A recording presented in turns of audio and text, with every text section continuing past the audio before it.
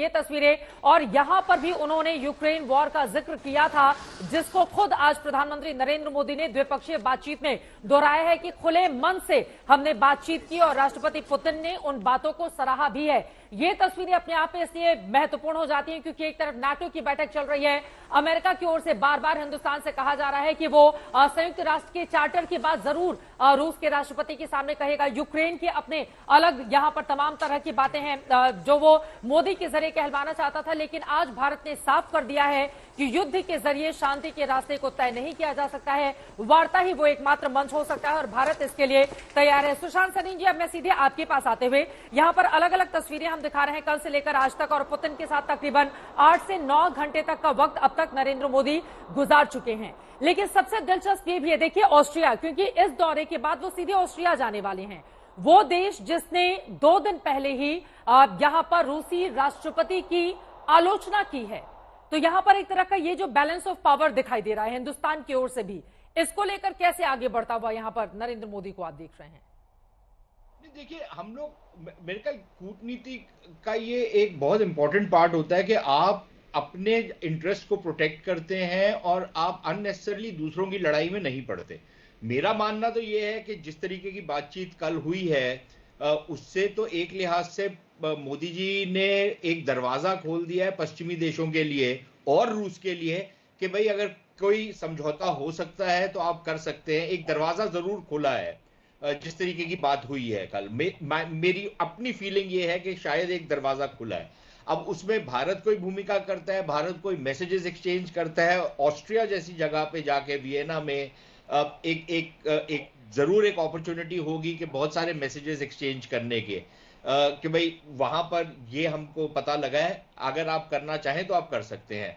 शायद वो भी एक पर्पस है। लेकिन साथ ही साथ देखिए चित्रा जी, आप ये देखें कि जब से ये मोदी जी का तीसरा कार्यकाल शुरू हुआ है, उन्होंने क्या किया है कूटनीतिक स्तर पे। पहली चीज, शपथ ग्रहण पे जो भारत के पड़ोसी देश हैं उनके हेड ऑफ स्टेट को बुलाया, उन सबके साथ बातचीत की, एक नेबरहुड फर्स्ट पॉलिसी को आपने अपना प्रतिबिंब बनाया। दूसरा क्या कि एक हफ्ते के अंदर अंदर वो G20 में गए, जो पहला मल्टीलैटरल समिट है, और G8 जो है वो पश्चिमी देशों का एक गठजोड़ है, और उसमें आपने पार्टिसिपेट किया और खुले दिल से पार्टिसिपेट किया और अपनी जो वहां पर अपनी जो पोजीशन है उसकी दावेदारी लगाई वहां पर आपने, और उनके साथ अपना क्लोजनेस दिखाया। और तीसरा कि बायलैटरल लेवल पे हम रूस के साथ जा रहे हैं, लेकिन साथ ही साथ रूस के साथ गए हैं तो वो ऑस्ट्रिया भी जा रहे हैं, वहां पर भी बात करेंगे। एक न्यूट्रल देश है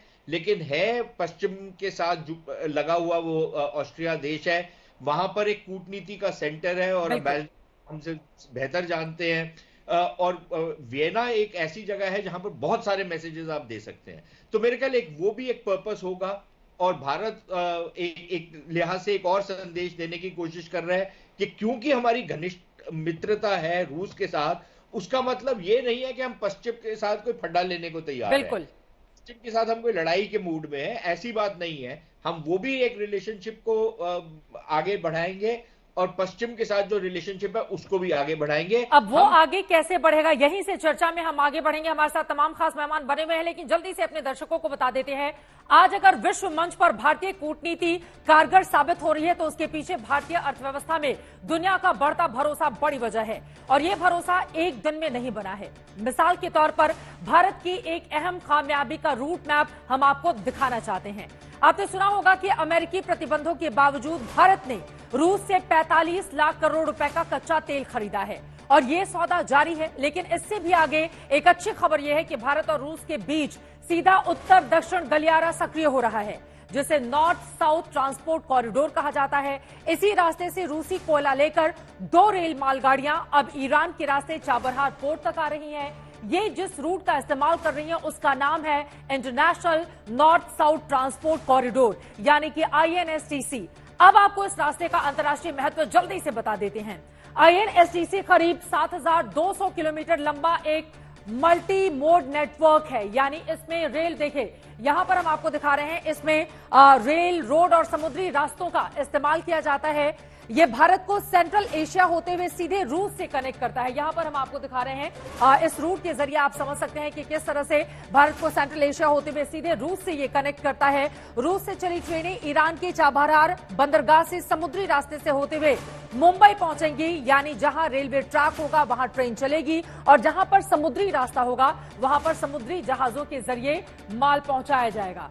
देखिए यहां पर हम आपको दिखा रहे हैं ये जो नया रूट है इसका हम इस वक्त जिक्र कर रहे हैं। आपको ये भी बताते चले कि आईएनएसटीसी ईरान के चाबहार बंदरगाह के माध्यम से रूस को भारत से जोड़ता है और ये व्यापार बहुत मायने रखता है।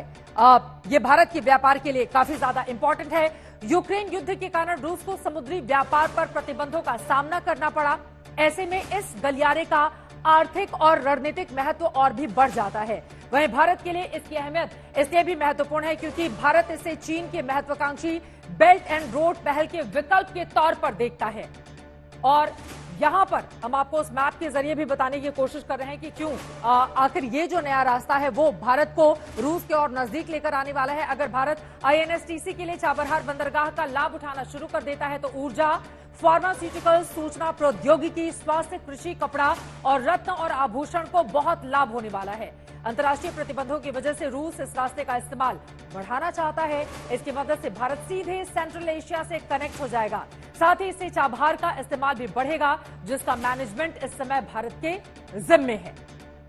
खास बात यह है कि इससे दोनों देशों के व्यापार कारोबार में तेजी तो आएगी ही क्योंकि मौजूदा स्वेज रूट से माल की आवाजाही में 45 से 60 दिन का वक्त लग जाता है, जबकि नॉर्थ साउथ कॉरिडोर से 20 से 25 दिन का ही वक्त लगेगा और यूरोप तक भारत की पहुंच भी आसान हो जाएगी। और इतना ही नहीं, आज ही प्रधानमंत्री नरेंद्र मोदी ने रूस में कहा है कि रूस के पश्चिमी हिस्से के अलावा रूस के पूर्वी दक्षिणी समुद्री शहर व्लादिवोस्टोक से भी भारत तक समुद्री रूट के जरिए भी जुड़ने जा रहा है, जिनमें चेन्नई पोर्ट तक नया रूट तैयार किया जाएगा। अब हम Chennai, Vladivostok, eastern maritime corridor पर भी काम कर रहे हैं। हम दोनों देश Ganga Volga dialogue of civilisation से एक दूसरे को रीडिस्कवर कर रहे हैं। ये बड़ी बातें प्रधानमंत्री नरेंद्र मोदी की ओर से कही गई। पिनाक रंजन चक्रवर्ती जी, सीधे आपसे ये सवाल जिसका जवाब जानना बेहद महत्वपूर्ण हो जाता है। ये जो रूट जिसको लेकर इतनी ज्यादा चर्चा हो रही है, इसके मतलब मायने आप अपने शब्दों में कैसे समझाएंगे? देखिए, हमने जो ये रूट का जो कंसेप्शन था ये किस लिए हुआ ये समझने की जरूरत है। वो हुआ क्योंकि पाकिस्तान जो हमारे बीच और सेंट्रल एशिया के बीच में खड़ा है वो अलाउ नहीं करता ट्रेडिंग, डायरेक्ट रूट नहीं देने को तैयार है क्योंकि पाकिस्तान तो पाकिस्तान है ना, उनका तो हॉस्टाइल एटीट्यूड है कि इंडिया के साथ कोई कोऑपरेशन नहीं करना है। तो हमें ऑल्टरनेट रूट के लिए ईरान में जाना पड़ा। अब वो इसीलिए हमने वहां से किया क्योंकि अफगानिस्तान जाने में भी हमको वहां से सुविधा होता है, तो उनको सामान देना आना ट्रेडिंग करना सुविधा होता है। जैसे उसके बाद हमने एक और कंसेप्शन किया है, वो आपको पता होगा जी, इंडिया मिडिल ईस्ट कॉरिडोर, ये भी है। ये बेसिकली जो है कनेक्टिविटी इश्यूज है for trading and economic benefits. तो ट्रेडिंग जो चल रहा है उसको अगर हम जैसे वहां पे सऊदी अरेबिया से आगे रेलवे लाइन बनेगा और फिर हमारे जो माल है उससे उस लाइन से यूरोप तक जा सकता है। तो ऐसे कई प्रोजेक्ट्स हैं, जैसे चाइना ने BRI बना रखा है कि आप सब जुड़ जाइए, हम सबको जोड़ के, पर उनका स्ट्रेटेजिक इंटरेस्ट है कि वो सबको चाइना के अपने उंगल में मतलब बांध ले, ट्रैप डिप्लोमेसी कर ले, पर वो हमारा वो मकसद नहीं है। हमारा सिर्फ कॉरिडोर इकोनॉमिक एंड ट्रेडिंग के लिए। जी, आप रविंदर सचदेव जी आपके पास आते हुए, पिनाक जी ने जहां से अपनी बात खत्म की है वहीं से आगे बढ़ाते हुए, लेकिन चाइना की ये सिल्क रूट के मुकाबले ये जो नया रूट जिसका जिक्र बार बार हो रहा है वो तो काफी इंपॉर्टेंट हो जाता है ना। और देखिए समय जो पहले लगता था और जो अब लगेगा उसमें भी काफी बड़ा फर्क देखने को मिलेगा। Thank you. एब्सोल्युटली बड़ा फायदा होगा। आई मीन फ्रेट का कॉस्ट कम हो जाएगा, टाइम कम हो जाएगा, सब है इत्यादि इत्यादि। पर इन पटरियों पर ट्रेड तब चलेगा जब हम दोनों देशों का ट्रेड बढ़ेगा। सबसे बड़ी प्रॉब्लम हमारे देश के सामने इस समय और मोदी जी और पुतिन के सामने इस मीटिंग में आई थिंक नंबर 1 एजेंडा में से एक होना चाहिए ट्रेड बैलेंस। हमारे पास करीब 66 बिलियन का बायलैटरल है, हम 4 या 5 बिलियन एक्सपोर्ट करते हैं, 60 बिलियन डेफिसिट है। उस 60 में से करीब 30-40 बिलियन रशियन पैसा इंडिया में फंसा हुआ है, रशियन तेल कंपनियों का, कच्चे तेल की। अब अगर हम वो पैसा वापस नहीं कर पा रहे हैं, पिछले 2-1.5 साल से हम प्रयास कर रहे हैं, रशिया भी और हम भी, रूपी रूबल ट्रेड कैसे करें, नहीं हो पा रहा है। रशियन ऑयल कंपनीज अब कह रही हैं कि हम तेल आगे कब तक सप्लाई करेंगे। भाई वो तो तेल कंपनी, इमेजिन कीजिए इंडिया की इंडियन ऑयल है, वो तेल भेज रही है किसी देश को, अब उसके पास पैसा वापस नहीं आ रहा, वो तो कह रहे हैं मुझे तेल का पैसा दो। अगर ये नहीं आएगा तो आने वाले वक्त में हमारे तेल की जो हमें लीवरेज मिल रहा है उसमें मुश्किलें आएंगी। तो सबसे पहली चीज है, और ट्रेड जो चल रहा है 4 बिलियन से 4.5 हो जाएगा, 5 हो जाएगा, तो इन कॉरिडोर्स का फायदा तो डेफिनेटली आप जब लेट्स से इंफ्रास्ट्रक्चर बनाएंगे तो बढ़ेगा, ईज ऑफ डूइंग बिजनेस और इत्यादि चीजें होंगी। बट एक स्ट्रक्चरल लेवल पे सबसे पहले हमें ये पेमेंट मैकेनिज्म को सॉल्व करना है, that is one. Secondly quickly, China और वेस्ट की जो बात हो रही है, देखिए इंडिया जो वेस्ट को बोलता है कि अगर मैं स्ट्रांग हूंगा तो तुम्हारी जो स्ट्रैटेजी है चाइना को काउंटर करने में, मैं तुम्हें ज्यादा मदद कर पाऊंगा। इंडिया वेस्ट को यह भी बोलता है अगर रशिया स्ट्रांग हुआ, रशिया चाइना के खेमे में कम गया, तब भी वेस्ट को फायदा है, क्योंकि चाइना और जब वेस्ट का आपस में अगर मानो फेस ऑफ हुआ तो रशिया शायद उतना क्लोज नहीं होगा चाइना के। That's the second thing, right. एक बड़ी इंटरेस्टिंग चीज आपने भी अब कोलिंग ने मेंशन की, गंगा वोल्गा। एक बहुत बड़ा डिस्कनेक्ट है लॉन्ग टर्म रशिया और चाइना में। रशिया पुतिन के अंडर रिलीजियस कंट्री बनता जा रहा है, ऑर्थोडॉक्स क्रिश्चियनिटी, पुतिन तो कहते हैं तो रिलीजियस वॉर है गॉड क्रिश्चियनिटी की। उधर चाइना है जो कि कम्युनिस्ट कंट्री है, जो गॉडलेस है। तो रशिया और चाइना का लॉन्ग टर्म में अदर देन इनकी आपस की जो डिफरेंसेस है, एक बहुत बड़ा डिफरेंस आने वाला है। तो रशिया के लिए एक और भी फायदा है कि इंडिया के साथ ये जो गंगा वोल्गा कनेक्ट स्पिरिचुअलिटी का, इसकी बड़ी डेप्थ है रशिया में और हमारे में भी, राइट, उसको करना। व्लादिवोस्टॉक की जहां तक आप बात कर रही थी, यस, व्लादिवोस्टॉक रशिया के माइंड में बहुत इंपॉर्टेंट हो गया। पुतिन तो कहते हैं व्लादिवोस्टॉक हमारा 3rd कैपिटल है। सेंट पीटर्सबर्ग एक होता था इनका शुरुआत में, फिर मॉस्को, अब व्लादिवोस्टॉक।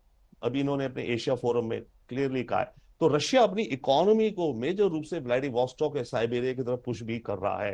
तो वो कनेक्टिविटी भारत के साथ चेन्नई आएगी, डेफिनेटली हमें oil and other commodities from Siberia वगैरह का हमें बहुत एडवांटेज मिलेगा। ठीक है, एडवांटेज मिलेगा और शायद इसी बात को भारत समझता है। और आज प्रधानमंत्री नरेंद्र मोदी ने कई और बड़ी बातें कही गई। लेकिन लेफ्टिनेंट जनरल शंकर प्रसाद जी, अब आपके पास आते हुए, देखिए चीन को लेकर हिंदुस्तान के अपने तमाम तरह के कंसर्न हैं, लेकिन आज ये जो वार्ता हो रही थी इस पर चीन की ओर से बड़ी सधी हुई प्रतिक्रिया आई। उसने कहा कि पश्चिमी देशों को इस पर ज्यादा आपत्ति हो सकती है, चीन को नहीं है। तो उसके इस बयान के मतलब क्या समझे जाए? ये मतलब बिल्कुल साफ है। आपने सही कहा कि वेस्टर्न वर्ल्ड तो बड़ा परेशान है, लेकिन चाइना इससे परेशान नहीं है। तो this is a very positive signal for India.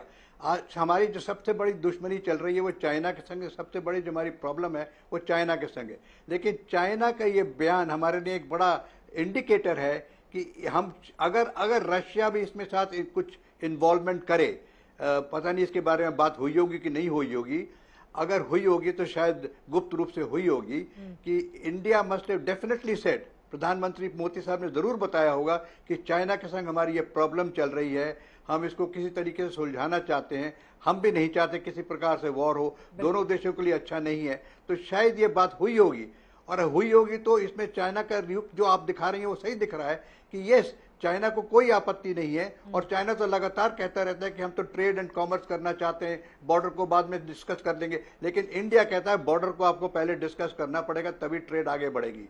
तो मेरे ख्याल से this is a good indicator. जो चाइनीज स्टेटमेंट आया उसका अगर हम ज्यादा छानबीन करें तो हो सकता है कि something positive may be brewing माने कि शायद इसकी छोटी मोटी बातचीत हो रही हो। तो मैं समझता हूं कि it's a very good statement and we should encourage it. We should use Russia as a possibility to see that yes, we have peace. And एक बात और आपने देखी होगी, जितना भी रशियन इक्विपमेंट भारत को मिलता है, जो यहाँ लाइसेंस प्रोडक्शन हो रहा है, उसमें ये अंडरस्टैंडिंग है कि जो टेक्नोलॉजी रशिया से इंडिया को आती है वो इंडिया के पास ही रहेगी, वो चाइना के संग शेयर नहीं की जाएगी। This is a very positive comment from Russia. Whatever technology R&D that they are sharing with India will not be shared with China, which means that they fully understand our requirement of military technology, military R&D, which is also a very positive signal to say that हमारी China की relationship को Russia अच्छी तरह से समझता है और ये समझता है कि यहाँ भी लड़ाई ना हो तो अच्छा है, इनके किसी तरीके से बातचीत हो जाए. So I think it's a win-win situation at the moment और ये बड़ी भारी डिप्लोमेटिक सक्सेस नजर आ रही है मुझे तो उम्मीद करते हैं कि शायद इसके रिजल्ट लॉन्ग टर्म में अच्छे ही निकलेंगे.